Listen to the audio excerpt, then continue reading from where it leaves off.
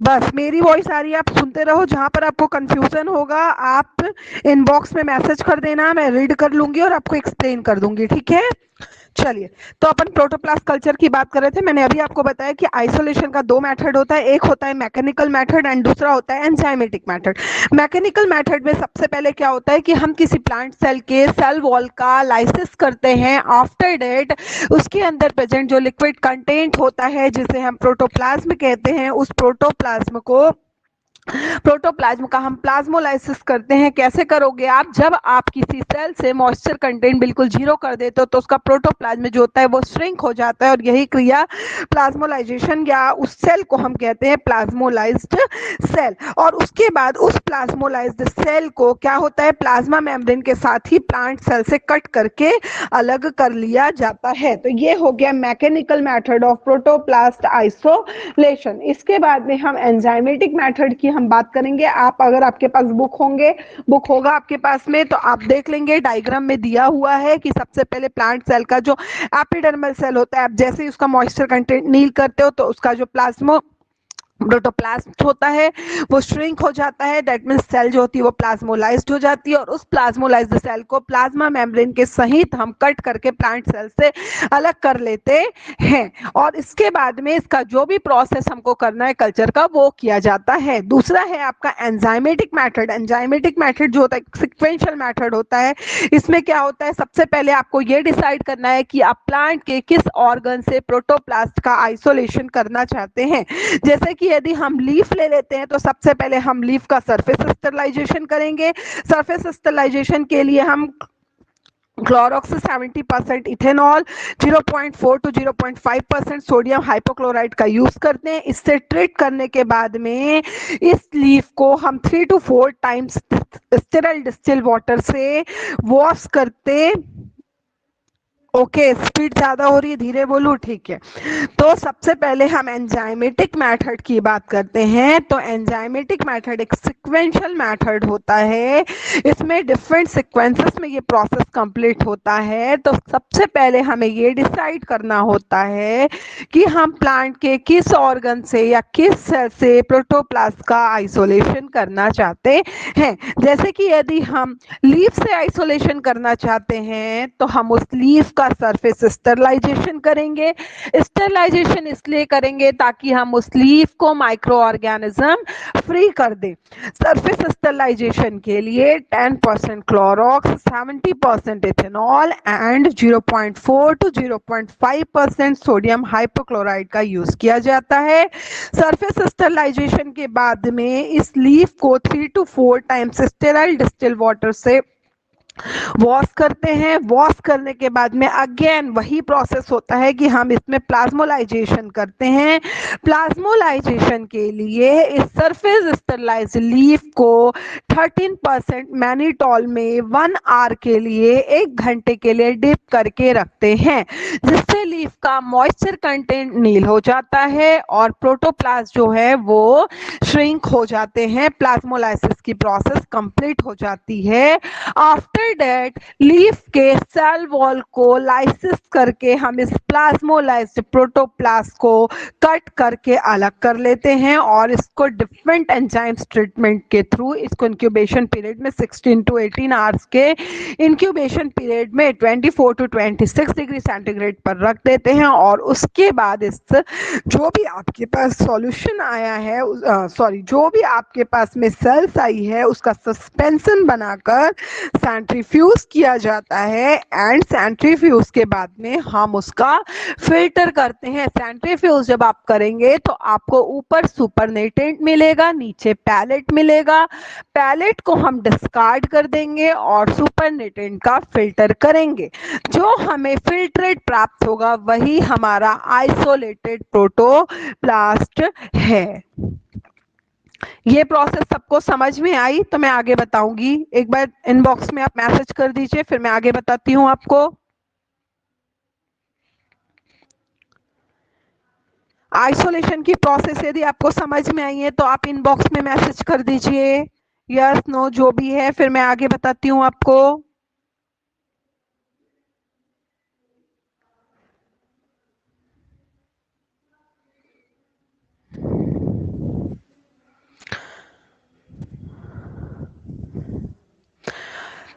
Enzymatic method के through जब हम प्रोटोप्लास्ट का आइसोलेशन करते हैं तो आइसोलेशन की प्रोसेस में सबसे पहले हमें ये डिसाइड करना होता है कि हम प्रोटोप्लास्ट का आइसोलेशन प्लांट के किस सेल से करना चाहते हैं।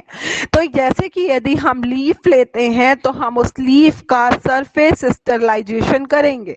सरफेस स्टरलाइजेशन इसलिए किया जाता है ताकि लीफ में प्रेजेंट जो भी माइक्रो ऑर्गेनिज्म है वो डिस्ट्रॉय हो जाए। माइक्रो ऑर्गेनिज्म फ्री करने के लिए सरफेस स्टरलाइजेशन किया जाता है।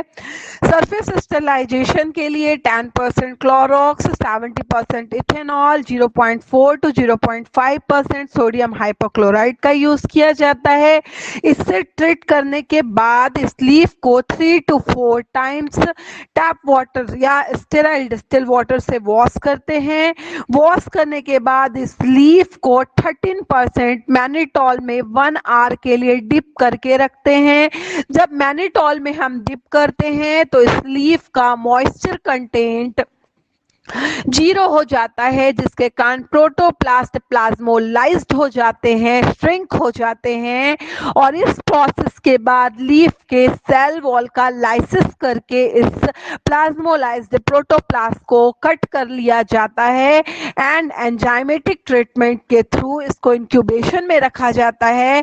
इंक्यूबेशन का पीरियड 16 to 18 आवर्स का होता है। 24 to 26 डिग्री सेंटीग्रेड पर हम इसको इंक्यूबेट करते हैं। आफ्टर डेट हमें जो भी आइसोलेटेड प्रोटोप्लास्ट मिला है इसका सस्पेंशन बनाकर हम इसका सेंट्रीफ्यूज करते हैं और सेंट्रीफ्यूज की प्रोसेस में हमें ऊपर की तरफ सेंट्रीफ्यूज के प्रोसेस के बाद हमको ऊपर की तरफ सुपरनेटेंट, नीचे की तरफ पैलेट मिलता है।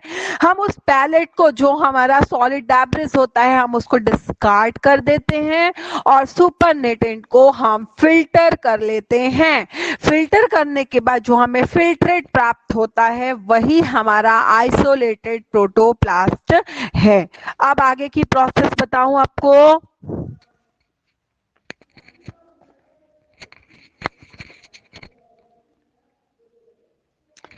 इसके बाद में इस आइसोलेटेड प्रोटोप्लास्ट का प्यूरिफिकेशन किया जाता है। देखिए क्या होता है कि जब हम सेंट्रीफ्यूज करते हैं तो हम ये तो नहीं कहेंगे कि हमारे पास में सेंट्रीफ्यूज के बाद में जो सेल आई है वो ओनली आइसोलेटेड प्रोटोप्लास्ट से नहीं, प्रोटोप्लास्ट के साथ और भी सारे सेल ऑर्गन्स हो सकते हैं। तो हम क्या करेंगे, हमें तो सिर्फ प्रोटोप्लास्ट चाहिए ना कल्चर के लिए, तो हमको क्या करना पड़ेगा, सबसे पहले उसका प्यूरिफिकेशन करना पड़ेगा। प्यूरिफिकेशन के लिए क्या होता है, जब आप कंटिन्यूअसली उसको फिल्टर करते जाते हैं 6 बार 7 बार जब फिल्टर करते हैं तब ये आप मान के चलते हैं कि 6 to 7 टाइम्स फिल्टर करने के बाद में हमें जो भी मिला है फिल्ट्रेट वो हमारा आइसोलेटेड प्रोटोप्लास्ट है। इसके बाद इस आइसोलेटेड प्रोटोप्लास्ट का कल्चर किया जाता है। कल्चर का प्रोसेस तो मैं आपको पहले भी बता चुकी हूँ। एक होता है आपका लिक्विड कल्चर या जिसे हम सस्पेंशन कल्चर कहते हैं, दूसरा होता है आपका सॉलिड कल्चर। सॉलिड कल्चर में क्या होता है, मीडिया आपका सॉलिड रहता है। तो एक मिनट, यदि आपको लिक्विड कल्चर या सस्पेंशन कल्चर करना है तो इसके लिए हम टेस्ट ट्यूब का, फ्लास्क का यूज करेंगे और यदि हमें सॉलिड कल्चर करना है तब भी हम टेस्ट ट्यूब, फ्लास्क प्लस हम यहाँ पे पैट्री प्लेट्स का भी यूज कर सकते हैं। तो दोनों ही प्रोसेस में आप जैसे ही मीडिया के कांटेक्ट में आपका आइसोलेटेड सेल्स लाते हैं, जैसे ही आप क्या करते हैं उसको इनोकुलेट करते हैं, मीडिया में इनोकुलेट करते हैं। इनोकुलेशन के बाद में आप उसको क्या करते हैं, जितना भी उसका प्रॉपर इंक्यूबेशन पीरियड है आप उस प्लांट को उतना इंक्यूबेशन, प्लांट सेल को उतना इंक्यूबेशन पीरियड में रखते हैं और उसके बाद में आपको कुछ समय के बाद में उससे क्या होता है, आउटग्रोथ निकलता हुआ दिखाई देता है। और आउटग्रोथ मैंने आपको पहले ही कहा है कि यदि आप कोई हार्मोनल ट्रीटमेंट नहीं देंगे तो आपको कैलस प्राप्त होगा और यदि आपको पर्टिकुलर कोई एक ऑर्गन चाहिए तो आपको उस तरह का हार्मोनल ट्रीटमेंट देना होगा। आ गया समझ में? मैसेज कर दीजिए तो मैं आगे बताऊंगी। इसके बाद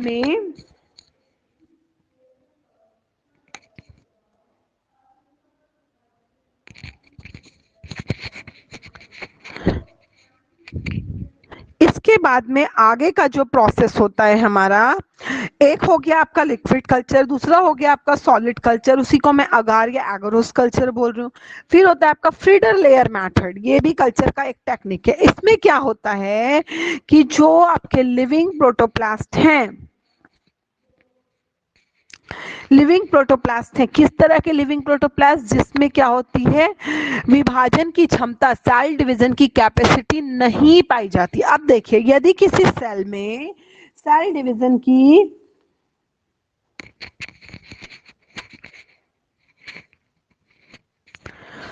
करीना, कुछ पूछना है तुम्हें, तुमने हैंड रेज किया, तुम्हें कुछ पूछना है, चैट बॉक्स में मैसेज कर दो, क्या पूछना है तुम्हें।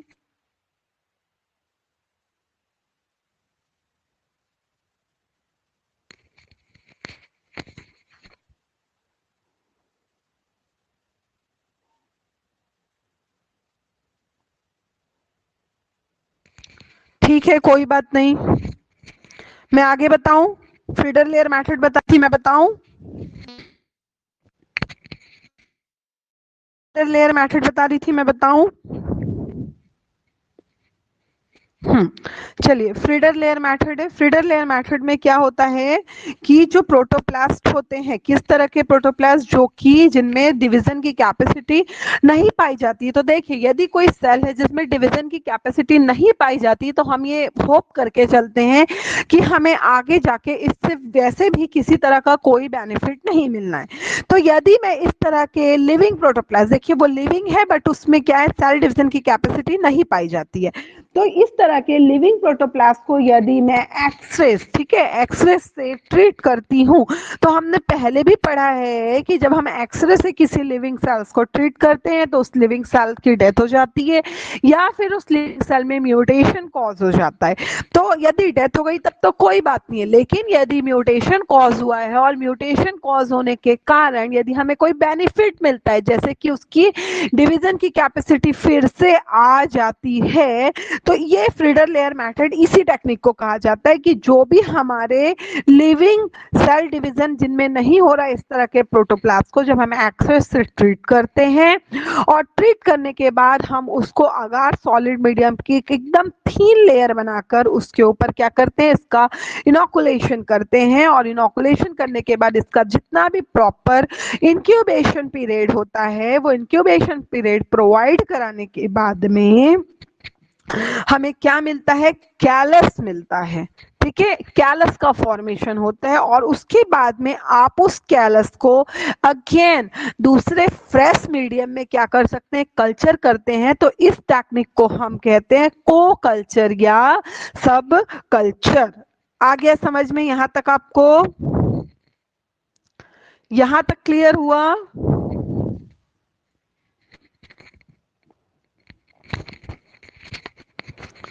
आगे बताऊं मैं आपको, फीडर लेयर मेथड आपको आ गया समझ में। हम यहाँ पे क्या कर रहे हैं, जो हमारे लिविंग प्रोटोप्लास्ट, बट उस तरह के लिविंग प्रोटोप्लास्ट है जिनमें डिवीजन की कैपेसिटी नहीं पाई जाती, तो उम्मीद ये होती है कि जिसमें डिवीजन हो ही नहीं रहा है तो हमको कहाँ से लिविंग सेल मिलेगी, है ना। तो यदि हम इस तरह के सेल को एक्सरे से ट्रीट कर रहे हैं, तो एक्सरे से जब हम ट्रीट करते हैं तो दो बातें होती है कि या तो सेल की डेथ हो जाएगी या तो सेल क्या होगा, उसमें म्यूटेशन कॉज होगा।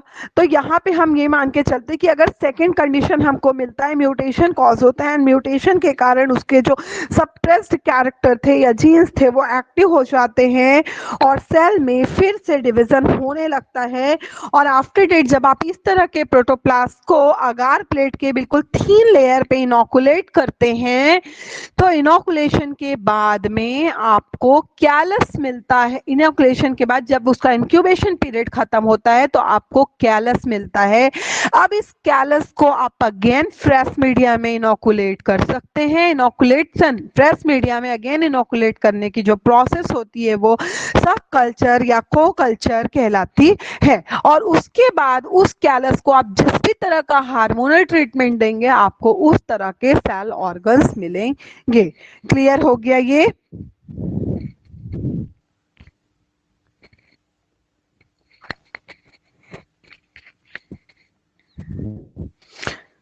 इसके बाद में नेक्स्ट टेक्निक है आपका ड्रॉपलेट मेथड या ड्रॉपलेट कल्चर।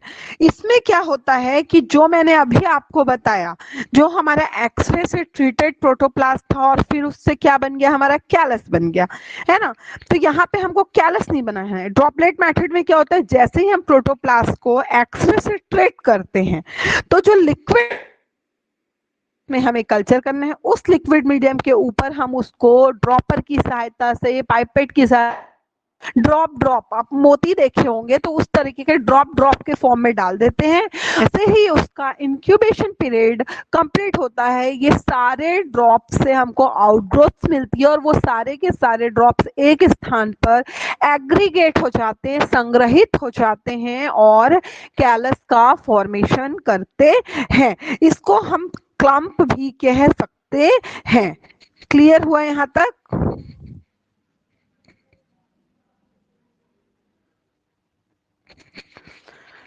ड्रॉपलेट मेथड में जैसे कि मैंने आपको फीडर लेयर मेथड बताया है ना, कि फीडर लेयर मेथड में प्रोटोप्लास्ट को हम एक्सरे से ट्रीट करते हैं, तो यही एक्सरे से ट्रीट किया हुआ जो प्रोटोप्लास्ट होता है। तो ड्रॉपलेट मेथड में क्या होता है, इसमें क्या होता है कि पेट्री डिश में ही हम लिक्विड मीडिया लेते हैं और उस लिक्विड मीडिया में जो हमारा एक्सरे ट्रीटेड प्रोटोप्लास्ट होता है उसको ड्रॉपलेट्स के फॉर्म में हम उसमें पाइपेट या ड्रॉपर की सहायता से डाल देते हैं, बूंदों के रूप में, ठीक है, और उसको इंक्यूबेशन के लिए रख देते हैं। जैसे ही उसका इंक्यूबेशन पीरियड कंप्लीट होता है, ये सारे के सारे ड्रॉप्स एक जगह पर आकर संग्रहित हो जाते हैं और इसी संग्रहण या एग्रीगेशन को हम क्लम्प कहते हैं और इस क्लम्प से एट द एंड हमें कैलस मिलता है, मतलब कैलस का फॉर्मेशन होता है। क्लियर हुआ यहाँ तक?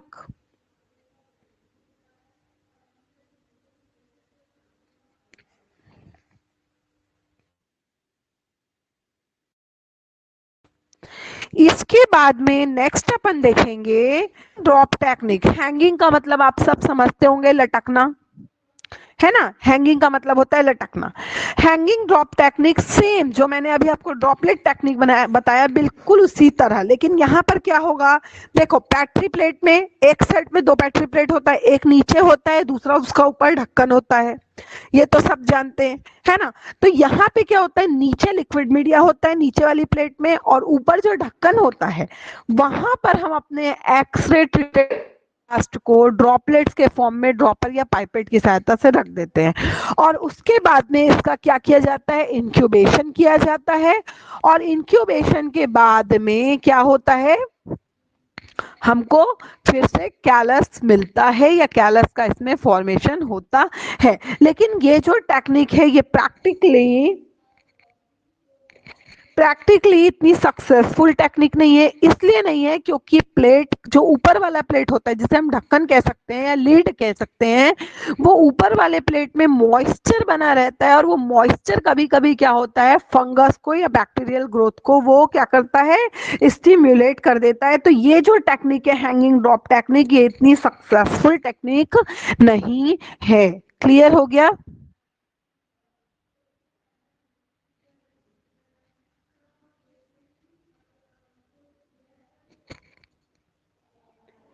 इसके बाद में है आपका बीड कल्चर। बीड आप सब समझते होंगे, बीड मोती, मोती के बारे में आप सब जानते होंगे, है ना। तो इसमें क्या होता है, जो हमारे आइसोलेटेड प्रोटोप्लास्ट हैं उन आइसोलेटेड प्रोटोप्लास्ट को कैल्शियम एल्जिनेट या कैरागिन जैसे पॉलीमर के साथ मिक्स करते हैं, मिक्स करके उसके छोटे छोटे बिट्स बना लेते हैं और उन बिट्स को लिक्विड मीडियम में कंप्लीटली डिप कर देते हैं और डिप करने के बाद में उसको शेक किया जाता है, शेक करना, हिलाना, शेक किया जाता है और सेकर, जिसमें सेकिंग की क्रिया होती है उस इंस्ट्रूमेंट को हम सेकर कहते हैं। तो उसको, वो भी उसका पर्टिकुलर टाइम है, उस टाइम तक सेकर में इंक्यूबेशन के लिए रख दिया जाता है एंड आफ्टर डेट आप उसमें जो भी जिस तरह का हार्मोनल ट्रीटमेंट देते हैं आपको उस तरह का ऑर्गन या कैलस मिलता है।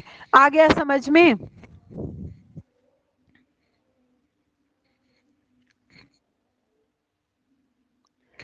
बीड कल्चर, बीड का मतलब होता है मोती। तो इसमें क्या होता है, जो हमारे आइसोलेटेड प्रोटोप्लास्ट हैं उन आइसोलेटेड प्रोटोप्लास्ट को कैल्शियम एल्जिनेट या कैरागिनेन जैसे पॉलीमर के साथ में मिक्स किया जाता है। मिक्स करके उसके छोटे छोटे बिट्स या मोती लाइक स्ट्रक्चर बना लेते हैं, बिट्स लाइक स्ट्रक्चर बना लेते हैं। उन बिट्स को लिक्विड मीडिया में कंप्लीटली डिप कर दिया जाता है, डुबा दिया जाता है। और उसके बाद उस पूरे के पूरे कल्चर को सेकर में, सेकर जिसमें सेकिंग की क्रिया होती है उस इंस्ट्रूमेंट में, सेकर में आपने ये जो भी बीड बनाया है उसको आपने लिक्विड मीडियम में जिसमें भी डिप करके रखा है, चाहे आपने टेस्ट ट्यूब का यूज किया है या आपने फ्लास्क का यूज किया है, आपने बीकर का यूज किया है, आपने पेट्री प्लेट का यूज किया है, ये डिपेंड करता है आपने जिस भी चीज का यूज किया है, जिस भी वेसल्स का आपने यूज किया है, उस वेसल को आप सेकर में रख देते हैं और सेकर में आप टाइम सेट कर देते हैं कि आपको कितने पीरियड का सेकिंग या इंक्यूबेशन पीरियड चाहिए। इसके बाद में उन बीट्स को आपने जो भी हार्मोन दिया होगा, जिस भी तरह का हार्मोनल ट्रीटमेंट दिया होगा, आपको उस तरह का ऑर्गन इंक्यूबेशन पीरियड के बाद मिलेगा। और यदि आपने कोई हार्मोनल ट्रीटमेंट नहीं दिया है तो आपको कैलस मिलेगा। क्लियर हुआ?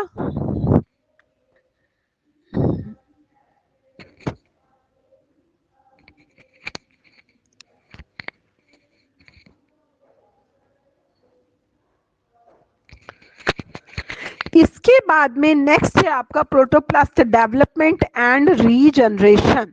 तो डेवलपमेंट में क्या होगा, कंटिन्यूअसली सेल डिवीजन की प्रोसेस होती रहेगी, एक कैरियोकाइनेसिस होगा। देखिए प्रोटोप्लास्ट जो है ये एक सोमैटिक सेल है, सोमैटिक सेल है तो किस तरह का डिवीजन होगा, माइटोसिस सेल डिवीजन होगा। माइटोसिस सेल डिवीजन 2 स्टेप्स में कंप्लीट होता है, कैरियोकाइनेसिस जिसमें न्यूक्लियस का डिवीजन होता है एंड साइटोकाइनेसिस जिसमें साइटोप्लाज्म का डिवीजन होता है। तो कंटिन्यूअसली कैरियोकाइनेसिस एंड साइटोकाइनेसिस की प्रोसेस के थ्रू प्रोटोप्लास्ट का डेवलपमेंट होता जाएगा। और एक सेल डिवीजन मतलब एक कैरियोकाइनेसिस एंड एक साइटोकाइनेसिस के बाद में सेल कुछ समय का अपना रेस्टिंग पीरियड, जिसे हम क्या कहते हैं, जिसे आप क्या कहते हो, कैरियोकाइनेसिस का फर्स्ट स्टेप इंटरफेज, इंटरफेज में जाएगा एंड आफ्टर दैट फिर से उसमें सेल डिवीजन होगा। तो एक बार सेल डिवीजन होना, रुक जाना, देन अगेन डिवीजन होना, यह क्रिया आपकी अभी आए नहीं है, यह क्रिया आपकी जो है वो क्या कहलाती है, रीजनरेशन कहलाती है। एक साइटोकाइनेसिस, एक karyokinesis, after that one interphase, interphase के बाद में फिर से सेल डिवीजन में पार्टिसिपेट करेगा। और यह जो क्रिया कंटिन्यूअसली डिवीजन के बाद में न्यू न्यू जो आपके प्रोटोप्लास्ट बनते रहते हैं एक से दूसरे, ये आपका प्रोटोप्लास्ट का रीजनरेशन कहलाता है। अब इस पूरे प्रोसेस डेवलपमेंट एंड रीजनरेशन के लिए जो भी सुटेबल एनवायरमेंटल कंडीशन या फेवरेबल एनवायरमेंटल कंडीशन होता है वो होना चाहिए, जैसे कि लाइट, पीएच, टेम्परेचर। क्योंकि ये सारी प्रोसेस आप कहाँ कर रहे हैं, लेबोरेटरी कंडीशन में कर रहे हैं, तो आपको ये सारे कंडीशन को मेंटेन करके रखना होता है। क्लियर हो गया? और उसके बाद में जब आप कंटिन्यूअसली इस कंडीशन को मेंटेन करते हैं, प्रोटोप्लास्ट का डेवलपमेंट एंड रीजनरेशन करते जाते हैं, कंटिन्यू कल्चर करते जाते हैं, तो आपको क्या होता है, बहुत अधिक नंबर में कैलस मिल जाते हैं। और उसके बाद में फिर आप ये डिसाइड करते हैं कि आप उस कैलस से किस तरह का ऑर्गन चाहते हैं उस प्लांट का। यदि आप कंप्लीट प्लांटलेट चाहते हैं तो आप उसमें क्या करिए, ऑक्सिन और साइटोकाइनिन का इक्वल कंसंट्रेशन देके रूट और सूट मतलब कि एक कंप्लीट प्लांटलेट बना लीजिए। और उस प्लांटलेट को आप कहाँ पे कर सकते हैं, फील्ड पे। सबसे पहले आपके लेबोरेटरी, आपके ग्लास हाउस, आपके ग्रीन हाउस के बाद में आप उसको फील्ड में क्या कर सकते हैं, प्लांटेड कर सकते हैं, रिजल्ट देखने के लिए कि आपने जो भी प्लांट प्रोटोप्लास्ट कल्चर के थ्रू रेडी किया है क्या वो नेचर में सरवाइव करने के लिए सुटेबल है या नहीं। इस तरह यहाँ पर आपका प्रोटोप्लास्ट कल्चर कंप्लीट होता है। किसी को कोई डाउट हो तो पूछो, इनबॉक्स में मैसेज कर दो।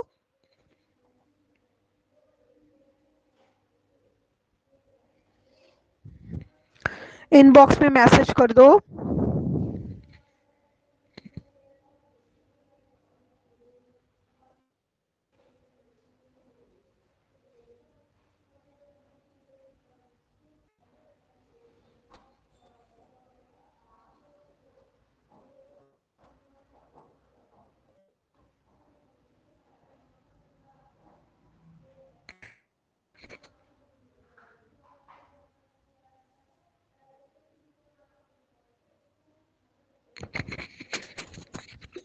इनएक्टिवेशन ऑफ प्रोटोप्लास्ट ये कहाँ पढ़े आप? स्नेहा, इनएक्टिवेशन ऑफ प्रोटोप्लास्ट ये कहाँ पढ़े बेटा? ये कौन सा टॉपिक है इनएक्टिवेशन? आप ये इनएक्टिवेशन क्यों करोगे? हम तो यहाँ एक्टिवेशन की बात कर रहे हैं, आप इनएक्टिवेशन क्यों करोगे कल्चर में? रीजनरेशन एक बार फिर से बताना है। देखिए क्या होता है कि आपने एक प्रोटोप्लास्ट बनाया, एक से आपको 100 बनाना है। एक से 100 आप कैसे बनाएंगे? एक सेल का डिवीजन का कैपेसिटी, ठीक है, एक डिवीजन का साइकिल चला, एक डिवीजन के साइकिल से एक पेरेंट सेल से 2 डॉटर सेल बन गई, 2 से 4, 4 से 8, 8 से 16, है ना? इसी को तो रीजनरेशन कहा जाता है। तो जो प्रोटोप्लाज्म है उसमें कंटिन्यूसली सेल डिवीजन की प्रोसेस होती है। अब ये जो हमारा सेल डिवीजन है ये 2 स्टेप्स में कंप्लीट होता है, कैरियोकाइनेसिस एंड साइटोकाइनेसिस। कैरियोकाइनेसिस में न्यूक्लियस का डिवीजन होता है, साइटोकाइनेसिस में साइटोप्लाज्म का डिवीजन होता है। एक कैरियोकाइनेसिस एंड एक साइटोकाइनेसिस मतलब कि क्या? क्योंकि प्रोटोप्लाज्म में सोमैटिक सेल है, माइटोसिस सेल डिवीजन होगा। तो एक सेल डिवीजन के बाद में जब सेल अगेन डिवीजन में एंटर करेगा तो वो पहले अपने आप को डिवीजन के लिए प्रिपेयर करेगा। तो एक डिवीजन के बाद में सेल कहाँ होता है? इंटरफेज स्टेज में। मतलब कि क्या हुआ? एक पेरेंट से 2 डॉटर सेल बन गया, मतलब एक प्रोटोप्लाज्म से 2 प्रोटोप्लाज्म बन गया। फिर वो 2 डिवीजन करे तो उस 2 से 4 बन गए, फिर वो 4 डिवीजन करे तो उससे 8 बन गए। इस तरह कंटिन्यूअसली प्रोटोप्लाज्म का रीजनरेशन सेल डिवीजन की प्रोसेस के थ्रू होता रहता है। अब ये सेल डिवीजन की प्रोसेस कंटिन्यू चलती रहे, सुचारू रूप से चलती रहे, इसके लिए हमने उस कल्चर को जो भी कंडीशन लेबोरेटरी में प्रोवाइड किया है, जैसे कि लाइट, टेम्परेचर, पीएच, उन सब को मेंटेन करके रखने की आवश्यकता है। जब वो कंडीशन मेंटेन रहेगा तब आपका सेल कंटिन्यू डिवाइड होगा। जब वो कंटिन्यू डिवाइड होगा मतलब कि क्या हो रहा है? यहाँ पे रीजनरेशन कंटिन्यू हो रहा है। अब आपने एक प्रोटोप्लाज्म से 100 प्रोटोप्लाज्म तैयार कर लिया है। अब 100 प्रोटोप्लाज्म का जब आप कल्चर करते हैं तो कल्चर को यदि आप कोई हार्मोनल ट्रीटमेंट नहीं देते हैं तो आपको कैलस मिल जाता है। यदि आप हार्मोनल ट्रीटमेंट देते हैं, आप चाहते हैं कि नहीं मुझे प्लांट कंसंट्रेशन दे दीजिए, आपको प्लांटलेट मिल जाएगा। फिर आप उस प्लांटलेट 1.5 ग्लास में आफ्टर में कर दीजिए, प्लांटेड कर दीजिए, और आप देखिए कि आपके लेबोरेटरी कंडीशन में आपने ये सकता है नहीं कर सकता है। यदि वो में सर्वाइव कर रहा है तो यहाँ पर आपका कल्चर सक्सेसफुल हो जाता है। और यदि नहीं कर पाता है तो आपका जो प्रैक्टिकल आपने जो भी एक्सपेरिमेंट किया था वो आप तो यदि जाता है, जबकि आपने जो प्रोटोप्लास्ट को आइसोलेट है। अभी आया समझ में?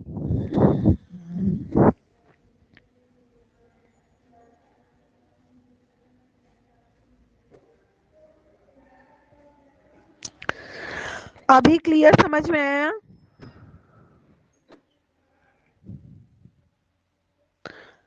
चलो इसके बाद में आगे बताऊं, आप आगे बताऊं?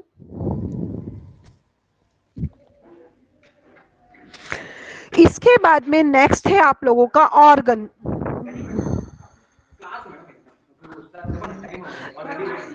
2 मिनट रुकेंगे आप लोग।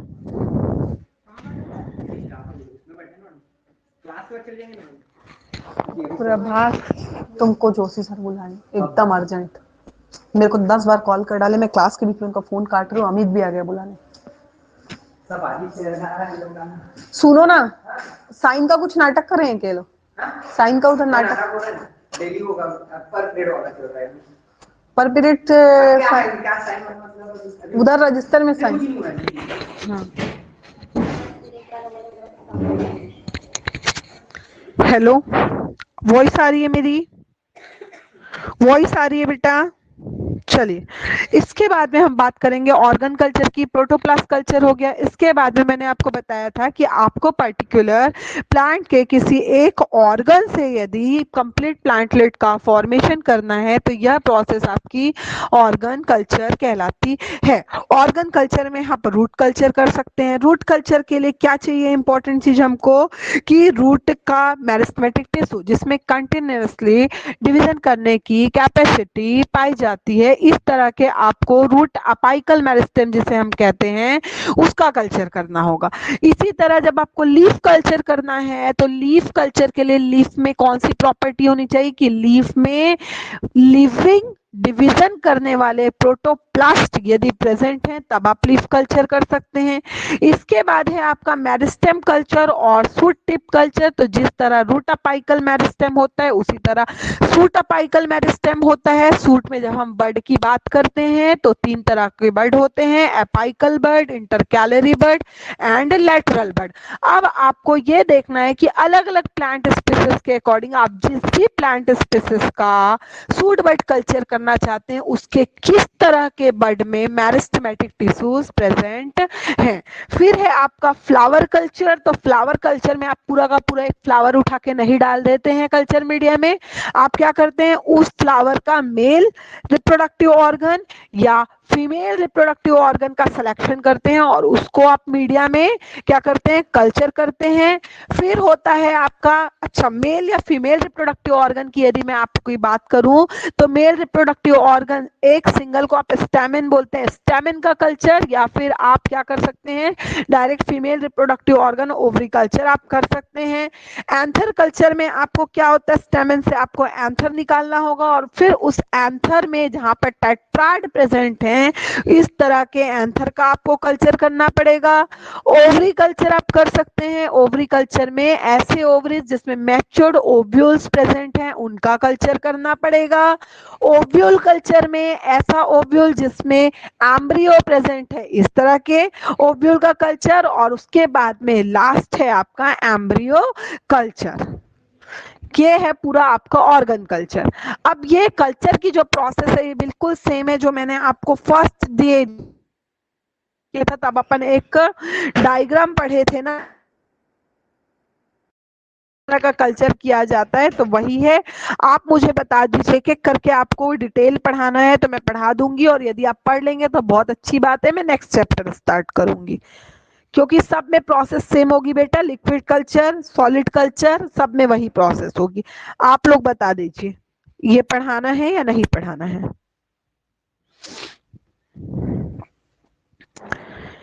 मैसेज बॉक्स में मैसेज करिए।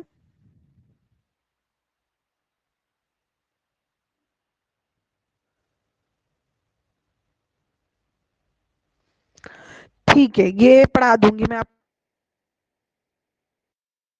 तो यहां से बेटा देखो, रूट लीफ कल्चर में भी अभी अपन प्रोटोप्लास्ट वाला पढ़ ही लिए हैं, है ना। तो लीफ कल्चर,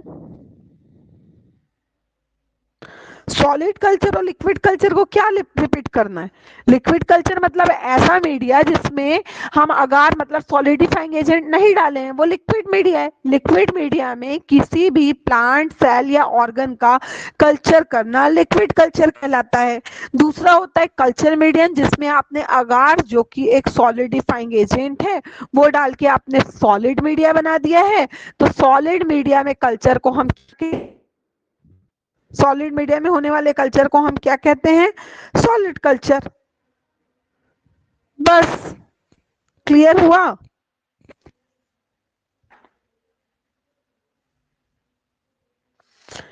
इसके बाद में देखो ऑर्गन कल्चर में से root culture, leaf culture, shoot culture, ये तो ऑलमोस्ट हमारा हो गया है। ठीक है, जैसे प्रोटोप्लास्ट में भी अपन देख, ये अपना हो गया है। अब अगर फ्लावर कल्चर में, अभी मैंने आपको बताया कि पूरा फ्लावर उठा के कल्चर मीडियम में आप नहीं डाल देते, आप क्या करते हैं उस रिप्रोडक्टिव ऑर्गन या तो फीमेल रिप्रोडक्टिव ऑर्गन, दोनों को एक साथ भी नहीं, या तो मेल या तो फीमेल ऑर्गन का आप क्या करते हैं, कल्चर करते हैं। अगर मैं एंथर कल्चर की बात कर सकती हूँ। तो अब मैं आपको सीधे सीधे एंथर कल्चर से या पॉलन ग्रेन कल्चर से बता सकती हूँ। अब यदि आप एंथर कल्चर या पॉलन ग्रेन कल्चर की बात करते हैं, आवाज बीच में कट रही है बेटा, वो तो नेटवर्क इशू है, उसमें मैं कुछ नहीं कर सकती हूँ। देखिए एंथर कल्चर या पॉलन ग्रेन कल्चर की अगर हम बात, किसी भी प्लांट सेल के जब रिप्रोडक्टिव ऑर्गन की हम बात करते हैं तो हम उसका रिप्रोडक्टिव ऑर्गन जो होता है वो डिप्लॉयड होता है। रिप्रोडक्टिव ऑर्गन में मियोसिस सेल डिवीजन की क्रिया होती है और मियोसिस सेल डिवीजन के थ्रू से का फॉर्मेशन होता है। दो हैप्लॉइड सेल्स, एक मेल हैप्लॉइड सेल दूसरा फीमेल हैप्लॉइड सेल के बीच में क्रॉस होता है, उसी से हमें डिप्लॉयड एम्ब्रियो मिलता। तो या मैं ओवरी कल्चर की बात करूं, मैं anther culture and ovary culture दोनों को एक साथ कल्चर कह सकती हूँ या नहीं कह सकती? समझ में है आप लोगों को मैंने क्या कहा?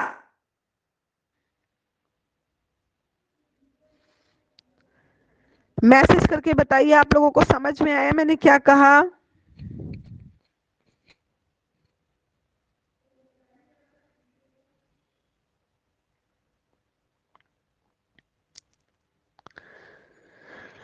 देखो फ्लावर में जो male reproductive organ and female reproductive organ होते हैं वो दोनों के दोनों ऑर्गन डिप्लॉयड होते हैं।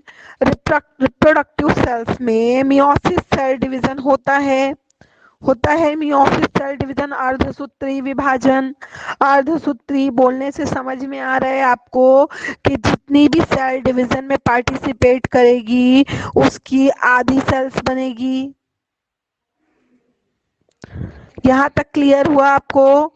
अगर मैं रिप्रोडक्टिव सेल्स की बात करूं तो रिप्रोडक्टिव सेल्स में मियोसिस सेल डिवीजन अर्धसूत्री विभाजन की प्रक्रिया होगी और अर्धसूत्री विभाजन के में जितने उसके आधे बनते हैं, है ना, मतलब डिप्लॉयड से हैप्लॉयड का निर्माण होता है। ठीक है, तो मेल रिप्रोडक्टिव ऑर्गन जैसा कि मैंने आपको बताया कि फ्लावर कल्चर में हम सीधे सीधे फ्लावर का कल्चर नहीं करते, हम या तो मेल रिप्रोडक्टिव ऑर्गन या फिर हम फीमेल रिप्रोडक्टिव ऑर्गन की हम यहाँ पर बात करते हैं। तो male reproductive organ and female reproductive organ होते तो डिप्लॉयड हैं, लेकिन उनमें मियोसिस सेल डिवीजन के थ्रू हमें male gamete and female gamete मिलता है। तो जब वो ऑर्गन होते हैं वो डिप्लॉयड होते हैं, बट जब वो गैमेट बन जाते हैं तो वो हैप्लॉयड हो जाते हैं। आ गया आपको समझ में? तो यहाँ पे एंथर एंड ओवरी जो है, एंथर और ओव्यूल जो है, तो मैं एंथर एंड ओव्यूल को हैप्लॉयड सेल कह सकती हूँ क्योंकि उनका निर्माण तो मियोसिस सेल डिवीजन के बाद हुआ है ना। हाँ, तो वही मैं कह रही हूँ कि मैं एंथर कल्चर को एंड ओव्यूल कल्चर को हैप्लॉयड कल्चर भी कह सकती हूँ।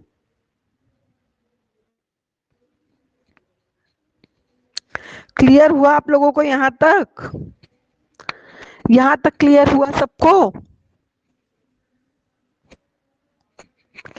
इसके बाद में यहाँ से आपका हैप्लॉयड एंथर कल्चर या हम उसे पॉलन ग्रेन कल्चर या हैप्लॉयड कल्चर हम जो भी बोलेंगे ये हम नेक्स्ट क्लास में पढ़ेंगे, मतलब कि थर्सडे को पढ़ेंगे। क्लियर हो गया यहाँ तक सबका? एक बार सब लोग मुझे स्क्रीनशॉट लेना है, कैमरा ऑन कर लो।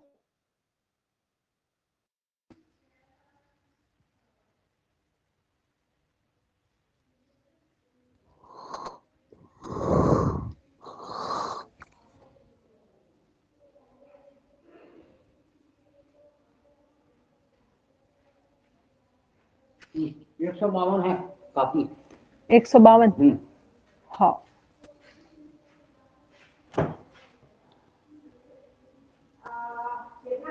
मैम एक मिनट क्लास में होगी। इस टाइम पे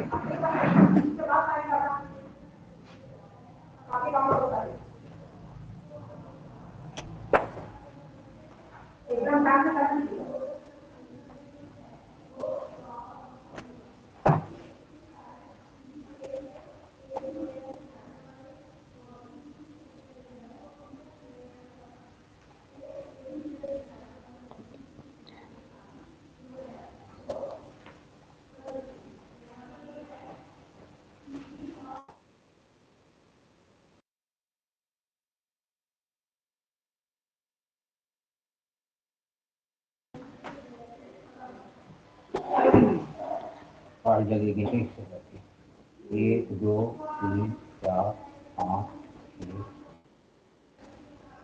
8 9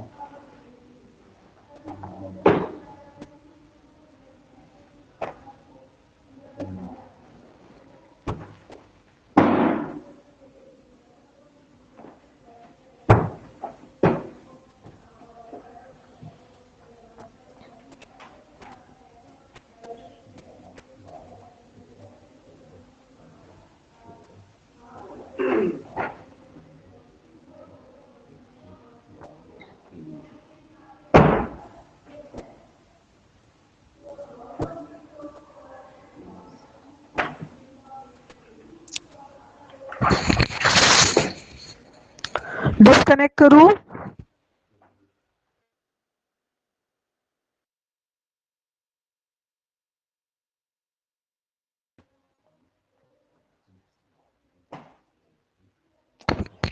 तो एक बार अपना कैमरा ऑन करेंगे सब लोग।